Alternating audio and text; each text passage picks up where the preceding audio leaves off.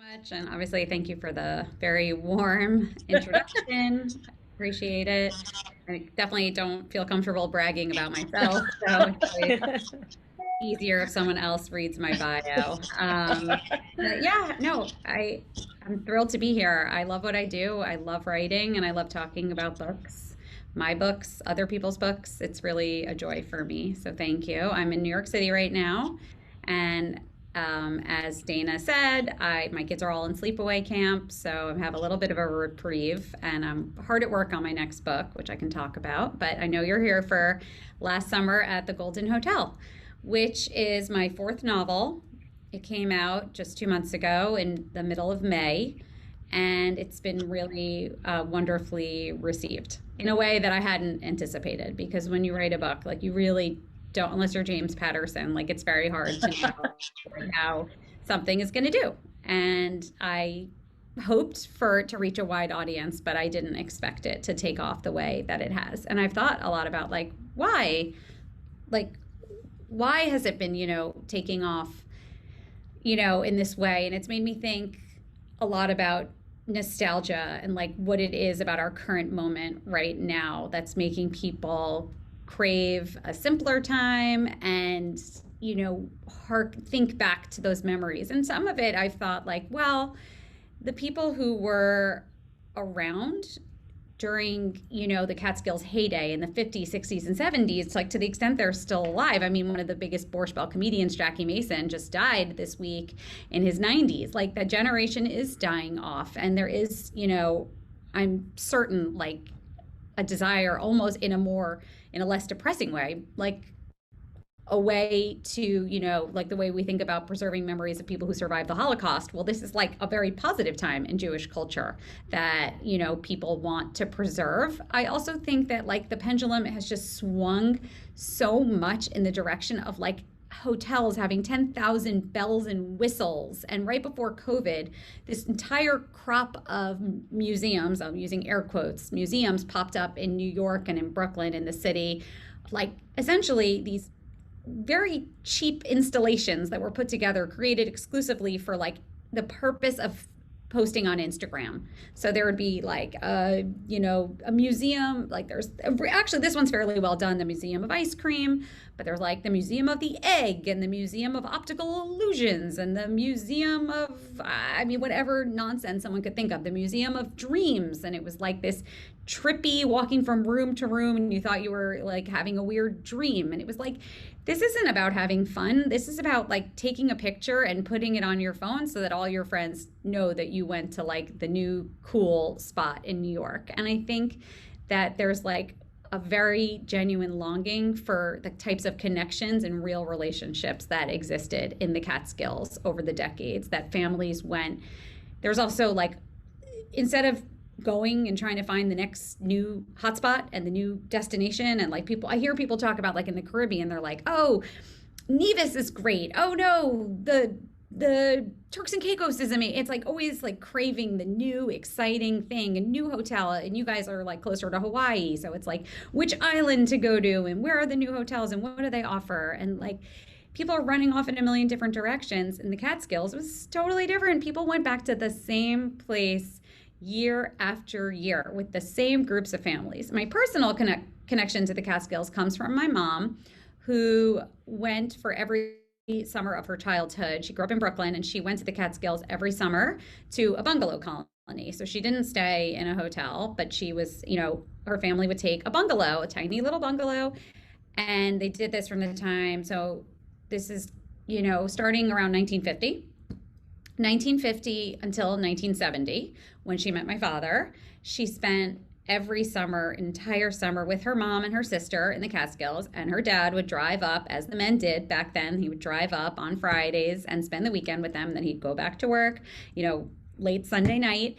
And she has the most fond memories. And she talks about like blueberry picking with her grandmother and, playing jacks all day and learning, gin rummy and all these like simple fun that actually reminds me of a lot of the kinds of things that my kids are doing in sleepaway camp, and what makes them so happy. And they have no electronics, and they're totally happy doing like playing, spit with cards. And my daughter plays jacks. And I think that I wish that I had had that Catskills summer experience like my mom had. There's something really nice about familiarity of going places with the same families year after year. And I think it's like fortuitous that my book came out after COVID, where people were had a lot of time to reflect, and they were also staring at screens more than they had ever in their life. Because everything was connected through Zoom and we were living through our phones, and like then to read a book about like the pre-phone era and like how it was possible to have a really good time without Wi-Fi, and to have a really good time like just like playing a board game or playing a simple game of tennis with the same person you play tennis with every summer who's up there with his family. So I I kind of really hit my stride with writing with my third book that Dana mentioned before, which is the Floating Feldmans.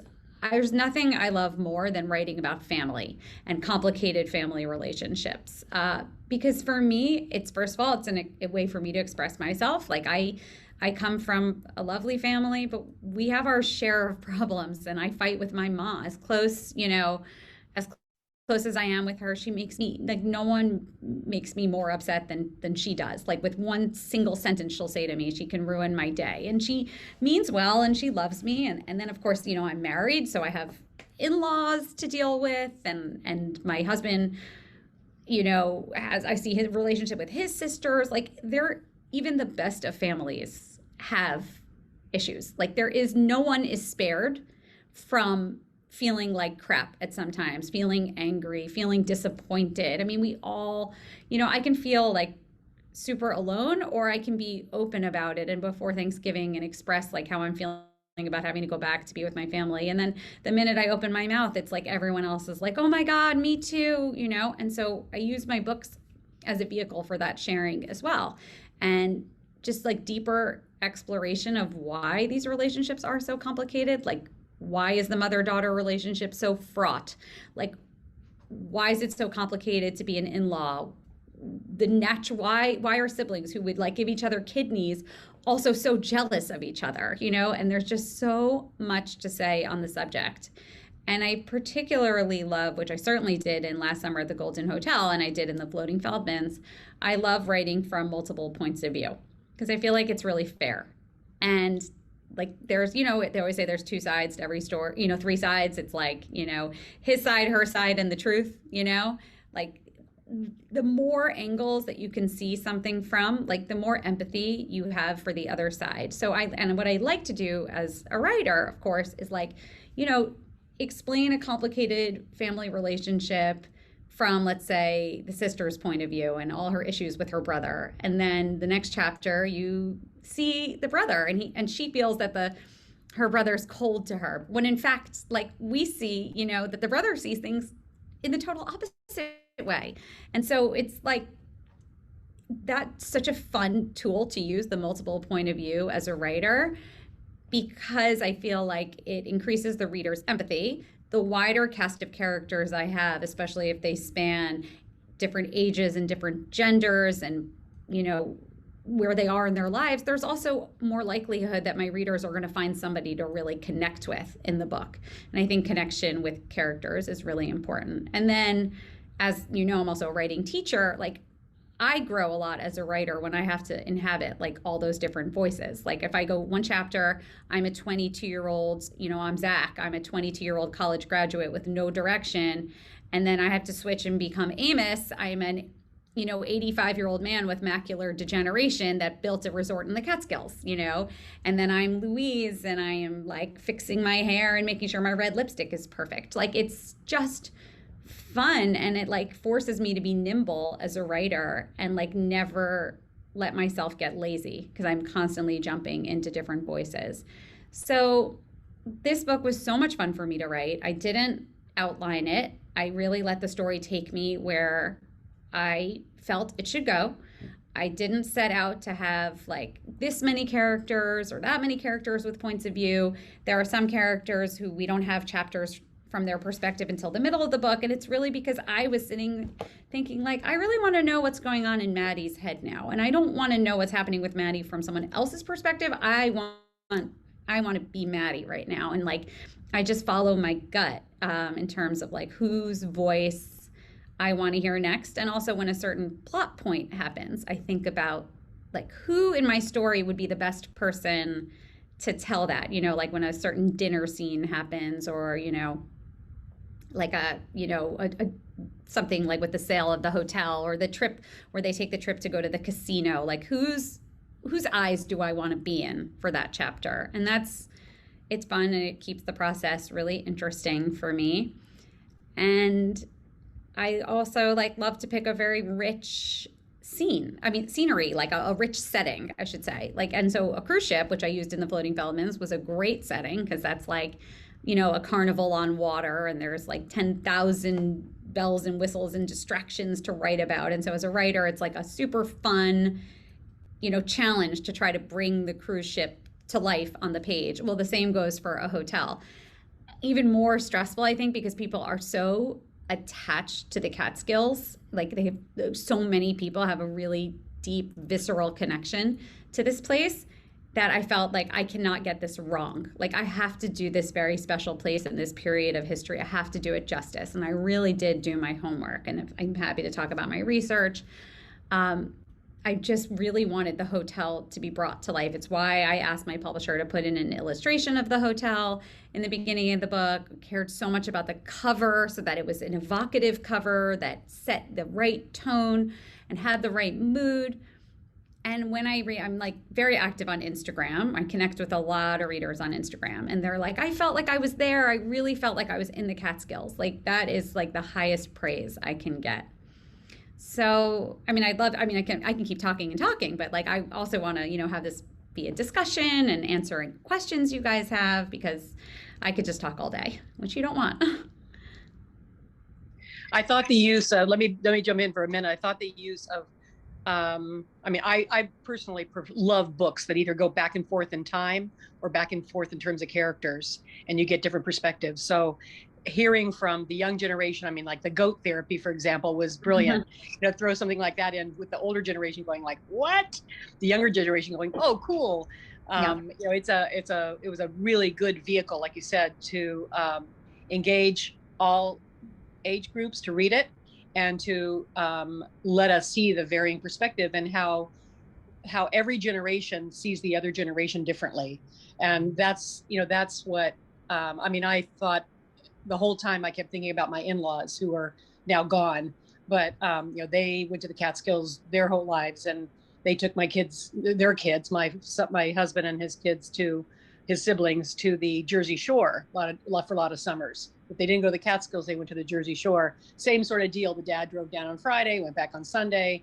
So it was all these moms with their kids, a whole different environment. But I kept thinking about them while I read the book, because I loved them so, and they had so many good times in the Catskills, and we had some good times. But so you got to see like the older generation's perspective, kind of the parents, and then the children, and how they try to mix. I like that you threw in, Roger with that, and all his, Michigas, and all the stuff that went on with Louise and with Amy, and the mother daughter, it's like mother sons, all that stuff. I really enjoyed that as much as the setting of the Catskills, all the interplay between the generations. So I really like this kind of format of a book in general, and this had a fun tone to it as well, which was nice, because a lot of times when you have the serious topics that were really going on under the surface with the family, it can get really intense and depressing. But you kept it light, and light in a good way, light and moving all the time. So I really appreciated that aspect of it. So does anyone else want to share have any questions or share any memories about the Catskills or their thoughts? Well, I just will say, you mentioned Roger. Yeah. I just recorded a podcast with somebody before this, and she asked me like, what made you write about that with the Oxycontin? And it's like, what, like, that felt, you know, like, why would you pick that, you know? And I said, like, I often as a writer, like, I choose to write about things in fiction that are interesting to me in real life. And I Hmm.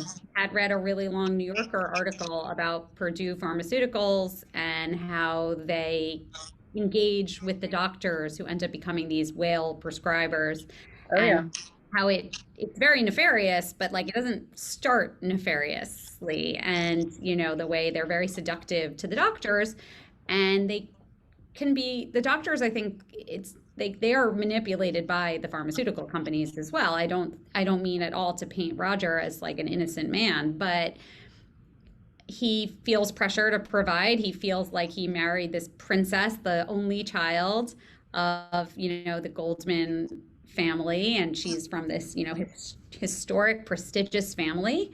And he, you know, they live in this very, you know, upscale part of Westchester, and everyone is looking at the Joneses and keeping up.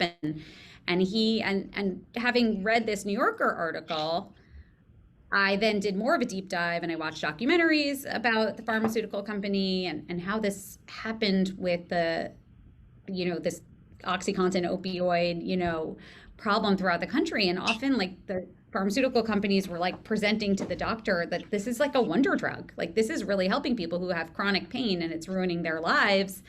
And like, you can really help.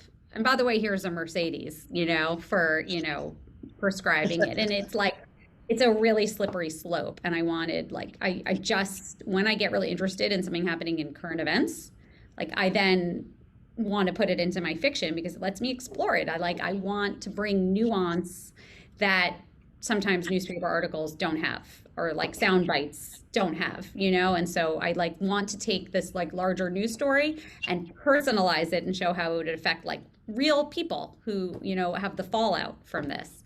So And Oxycontin is it is a miracle drug in the short run for a lot of people. It does take 100%. pain away. It does. You know, my mother-in-law had diffuse arthritis, and it was really the only thing that helped her. But at the end of the day, it's like you said, it's a slippery slope. It's a slippery slope on both sides. The pharmaceutical to the doctor to the patient's desires, the needs, Yep. the dependency that they create. It's almost like, in some ways, like prednisone. You know, prednisone is amazing. I mean, it's a miracle, but you know, you stay on it too long and there's all these side effects and problems with it. And it's so many drugs are like that. And Oxycontin is, you know, and the whole 100%. opioid, you know, Yeah, I mean, my sister-in-law just had a double mastectomy. She took right, OxyContin. It was a right, tremendous help to her. I mean, right, she needed it, and it really right. helped. And you need it. You Um, just have to, it has to be so closely monitored. And like you said, it becomes so seductive to a doctor who thinks, wow, this is pretty darn easy way to make some money, you know? yeah. So, you know, they don't, like you said, I don't think most of them start out with the bad intention, but it takes them down that rabbit I hole, you just, know? I could imagine, like, I could imagine people in my own life that this would happen to them, either that they would Mhm. get addicted, or they would be married to, or the doctor themselves that's prescribing, or even working at Purdue Pharmaceuticals, which is a massive company. Like, there, I could Right. really see this. And so I wanted to then put it in my story and humanize it and show like the real life implications of this, you know, salacious news story. Yeah. Yeah. It was well done and very Yeah. current. Anyone Amy, what else? else Let me see can I if tell you guys? you can also put a question in the chat on your electronic device, whatever you're using. I'm using my phone because I'm holed up in my grandson's room, but much better if you have a laptop or a iPad. Anybody else? Who do we have on here? It seems like your grandson's room is your new office, Dana. It's very exciting up here, let me tell you. Yeah, it's kind of my new office. Yeah, it's the best way. It's the quietest place because he's at summer camp at the JCC. So yeah, he's not here, so I can close his door and it's upstairs away from where the babies are, and I can get a little bit of quiet time. So yeah, Good. have to sit on the floor, but other than that, it's great. So those chairs are too small. So, well, tell us a little bit before people formulate questions. Why don't you tell us a little bit about your new book and what you're working on and what inspired you for that? Sure. So The new book is also a multiple point of view, but it's a departure from focusing on one family. Again, like I like to keep life interesting. I like to keep my work really interesting. And so I don't like to stay only in one lane. Like I could never do this like series of book, like to manufacture like the same book over and over again. Like that's not why I got into this, and my brain just goes off in too many directions.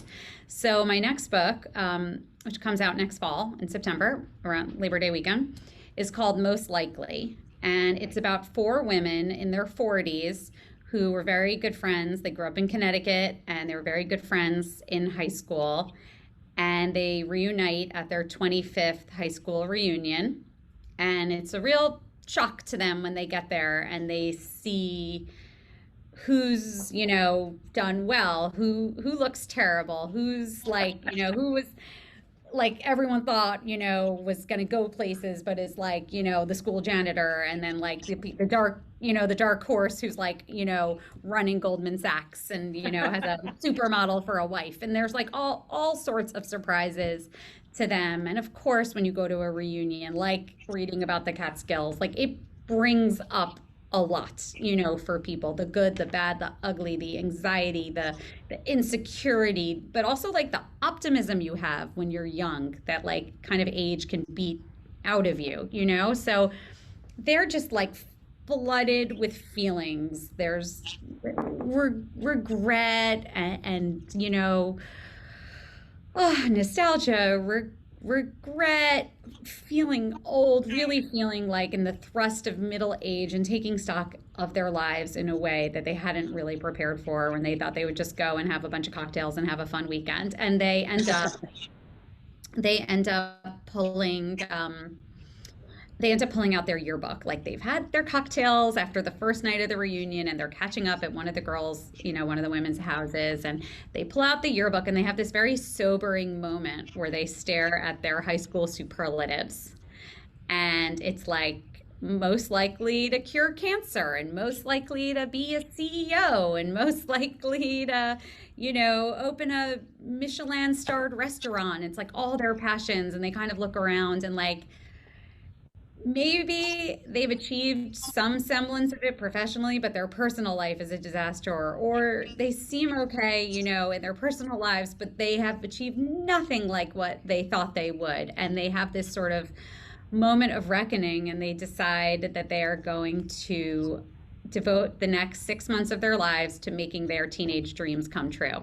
And they support each other, and they go about it, wholeheartedly and earnestly, but naturally, like real life intervenes. And if you're a, 43-year-old mother, it's hard to just suddenly be like, hey, husband, like I'm a stay-at-home mom. Now I'm going back to work and I'm blah, blah, blah. Or, saying, like things are going well, but then all of a sudden realizing like I do all of the childcare, and like suddenly foisting on your husband, this rebalancing the work, also like trying to re-enter the workforce for those who have been out of it.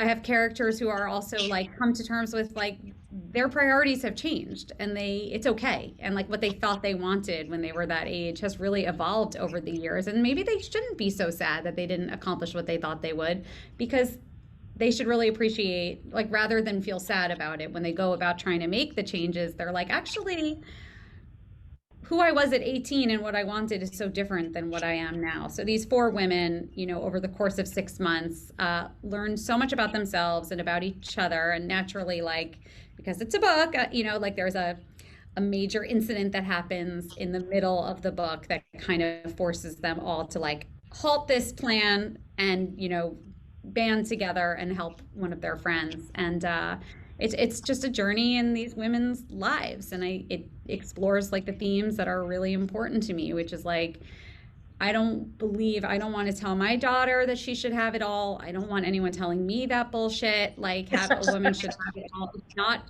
possible, and I don't want that to be the message, and that priorities change, and not fulfilling like your goals is okay, and changing your goals along the way is okay, and not being sure what you want is okay. And there are just many ways to lead a life. And, but it's also like, touching on a lot of the things that are in Golden. Like each of these women has a family. They're not all mothers. Three of the four of them are mothers, but they have parents, they have siblings, like everyone, they have, husbands and partners, and there's all the daily complications that come from being part of like a network of people. Like I address those issues the same way I do in Golden, like with, I hope, tenderness, but also humor. And the tone is very similar to Golden, but of course the plot is very different. And it comes out this September or the 22? 22, September 22. 22. And what the name of it again? It's called Most Likely. Most likely. Oh, like most likely to succeed. Okay, got it. And I'm really excited. That Like way I can't wait to see the cover art. I'll see the cover in probably a few months from now. And then I've also written a picture book for children. So that's also coming out next fall, which I'm excited about because I've never done that before. And now I'm like a seasoned pro at the novels for adults. Like I know the drill, I know what is involved in marketing them, I know what the editing process looks like, but picture books like are an entirely new world to me. I have no clue like what to expect. So that'll be also fall of 22. And I didn't do the illustrations, so I just got the draft of the illustrations and marked them up and the cover, and that's like fun because it's new and I like excitement in my life and I like, always learning. And so to get to learn about the worlds of children's books after like many years in adult books is definitely thrilling for me. And I hope Can you tell us who your illustrator is? Sure. Her name is Gladys Jose. She's, I don't know illustrators at all. I didn't even know how the process worked. I thought I'd have to find my own illustrator. It turns out that's not the way it works. You sell the text to a publisher and they find and hire the illustrator. So they hired a woman. I think she did an amazing job with the illustrations. I'm really happy with them. And it's a partnership. What's the name of that? That's called the Museum of Lost Teeth. It's the story of what happens to the teeth after they fall out. Oh my gosh, that's great. I love it. Okay. My kids are super excited for that one. They are proud of me and they're like love having a mom that's like a famous author, but they are like so excited for the children's book to come out. Well, a lot of us have grandkids, so we'll be looking at that from that angle. So that'll be wonderful. We'll watch for that as well. Thank you. So anyone want to ask Elyssa a question or have an observation about the book or tell us a story about their Catskill experience or other summer type experiences? Or is everybody quiet today? The quiet group today. It looks like Sylvia has a question, right? Why don't you unmute yourself, Sylvia?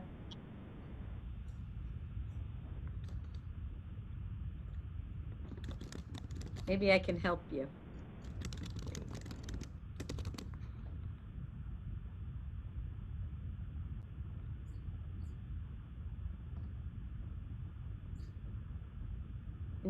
No, I can't unmute you, Sylvia. Maybe no. Looking for all the possible ways to unmute, but I don't see it here. You see where I have the ask to unmute? Okay, can you hear me now? Yes. Yes. Yes. I just wanted to share with everybody. When I saw this advertised in the JCC announcements that I get often in the mail, in the email, I saw this and I just got very excited because my life during my teenage years was like joined with the Catskill Mountains. I lived in New York, I lived in the Bronx, and my friends and I were in high school at the time, at the High School of Music and Art. Does anybody know about that school? No? Okay, well, I can get into that at a later time, but we would go away together for weekends when I was in college. I went to college, and we went to different hotels in the Catskills, always together to look for boys. Anybody here doing that? No? Remember those days?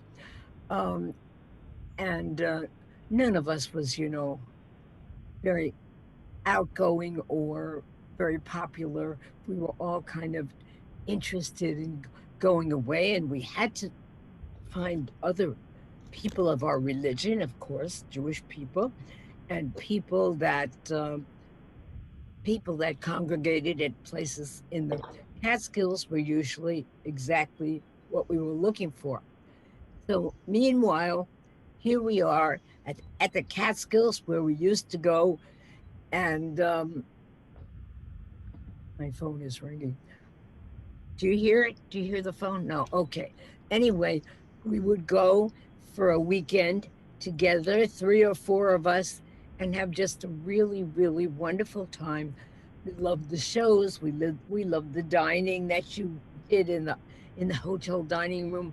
We weren't spoiled people. We were people just from ordinary lives, walks of life, maybe poor, who knows. But the idea was that this was a place where you could go and get together with friends and family, and you didn't have to spend too much money, and you got lovely entertainment, good food.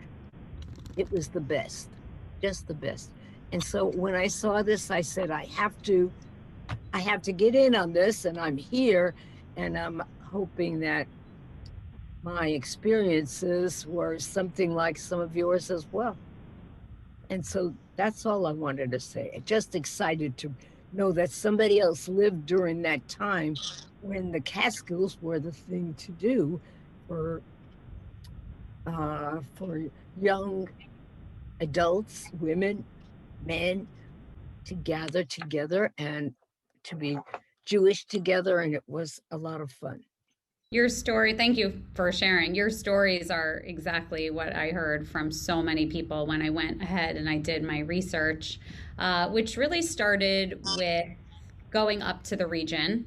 And I went to Scribner's Lodge, which is one of the newer, it's Catskills 2.0, like the cool, new, hip Catskills.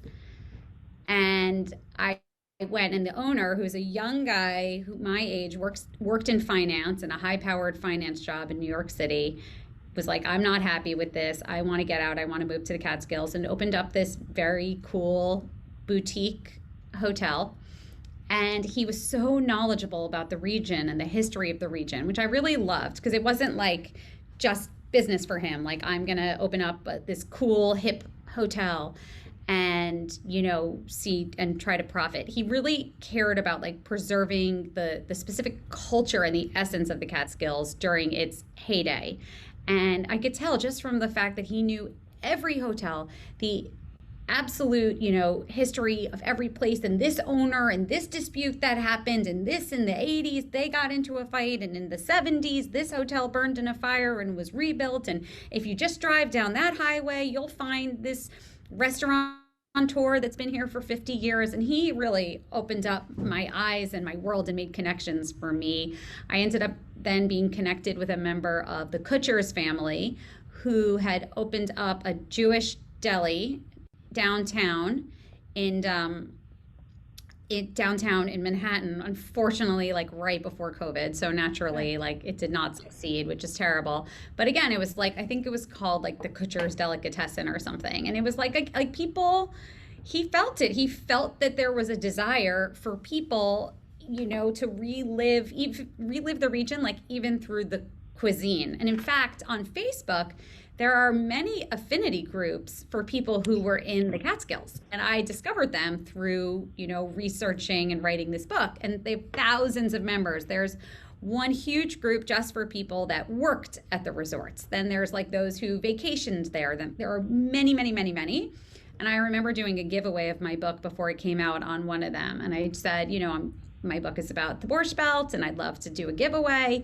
In order to enter, all you have to do is, comment below and just write what your favorite food from the region was. And I thought like I'd get 10 people, 20 people would even read it and respond. Like within 24 hours, I probably have 300 people And they wouldn't just write, I loved the borscht or I loved the knishes or the pastrami. It was like, I loved, oh, every Sunday I remember getting this. I remember when my father would come. I remember the pickle man would come. I remember the chow chow truck. And it was like long paragraphs. Like they didn't just care about like the giveaway. They wanted to tell their story, and like just food is so evocative and like it can really bring you back. And so like just asking this question, which was like an afterthought of mine, like, oh, let them like tell, you know, say what their favorite food was, like ends up like opening up like the nostalgia Pandora's box. And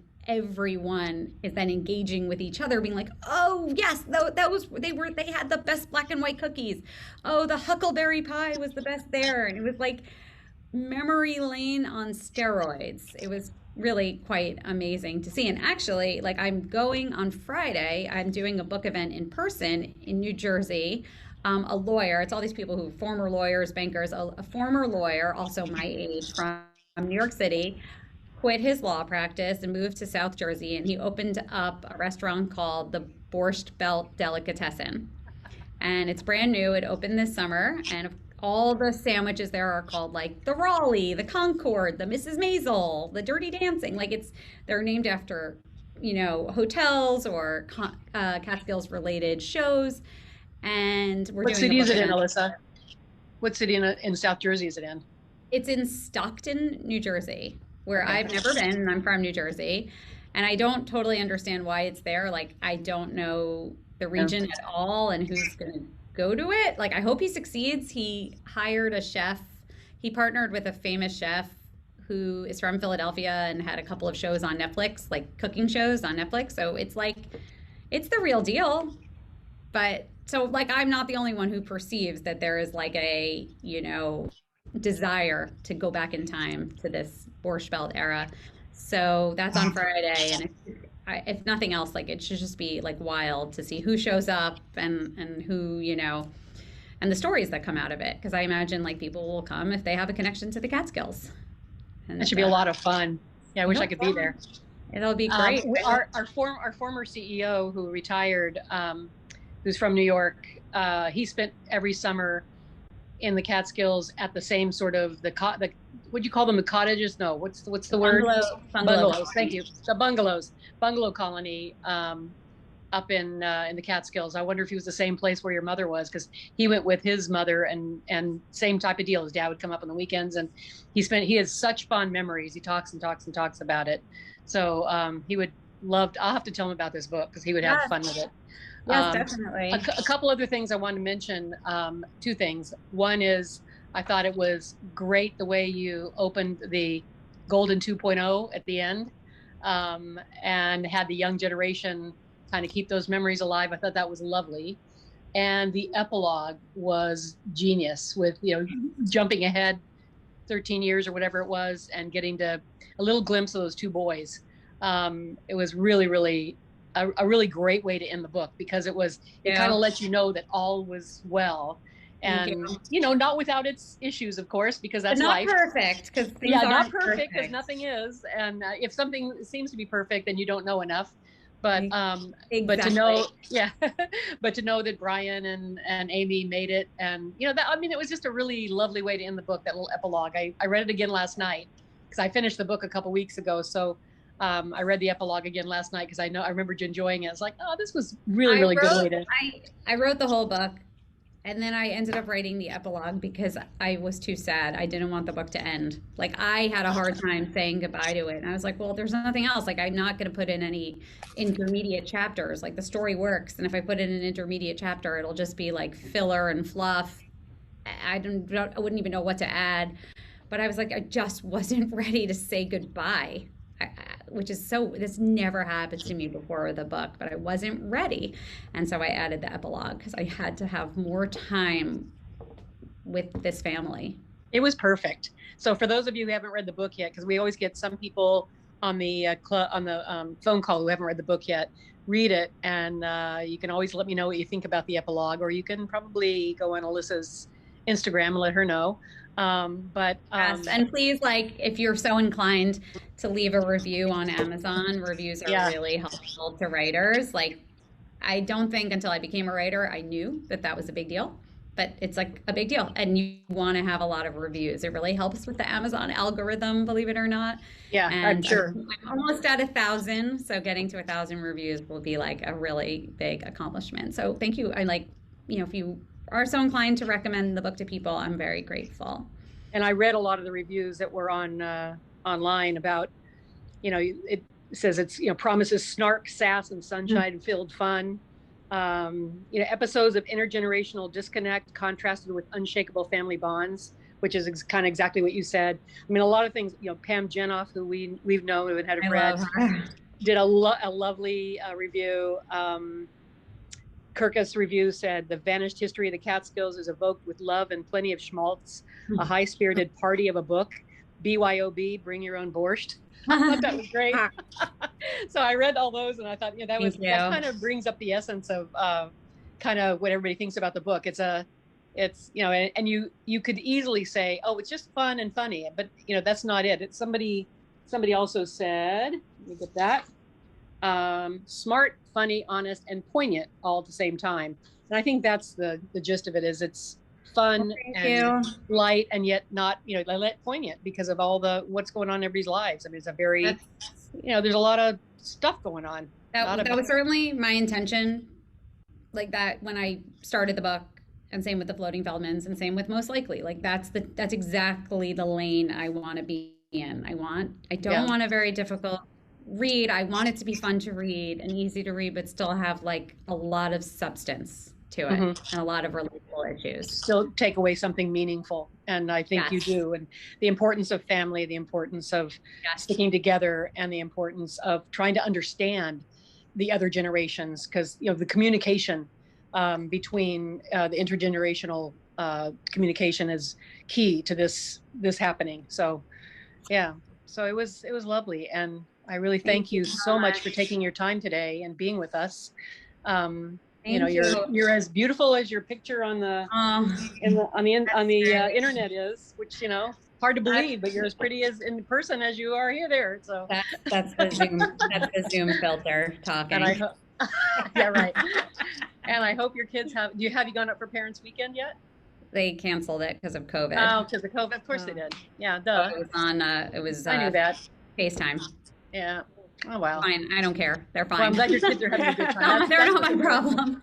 I don't care. I have only 8 more days without them. So. Okay. Yeah.